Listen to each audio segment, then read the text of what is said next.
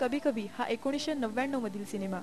सिनेमाचा विषय college life होती फिरणारा, पण तरीही सिनेमातला एक प्रसंग एड्स या विषयावर आधारलेला. संजय सुरी, दिनो मोरिया, रिंकी खन्ना, श्वेता साळवे हे काही तरुण चेहरे या सिनेमात पाहायला मिळाले.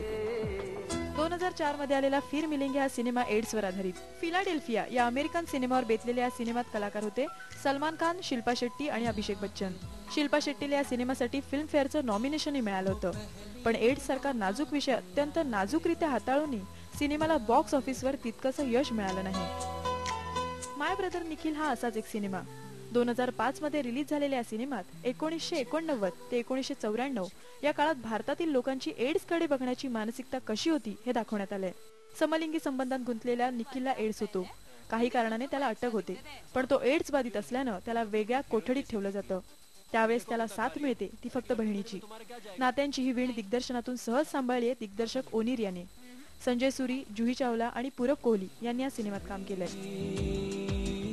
या सिनेमानंतर 2006 मध्ये दिग्दर्शक ओनिरने एड्सवरच आणखीन एक सिनेमा केला, तो म्हणजे बस एक पल.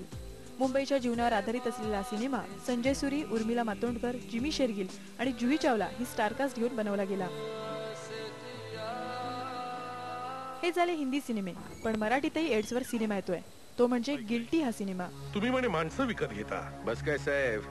आधुनिक जीवनशैलीमुळे भरकटलेली तरुण पिढी सगळ्या मर्यादा धुडकावून कशी जगू पाहते याचं चित्रण या सिनेमात पाहायला मिळणार आहे.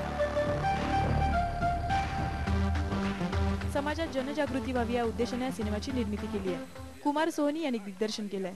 शिवाजी साटम, प्रदीप वेलणकर, मधुरा वेलणकर, संतोष जुवेकर ही स्टारकास्ट या सिनेमात असून त्यांचा समाज प्रबोधनाचा हेतू कितपत यशस्वी होतोय हे सिनेमा रिलीज झाल्यावरच कळेल. Bureau report, IBN Lokmat.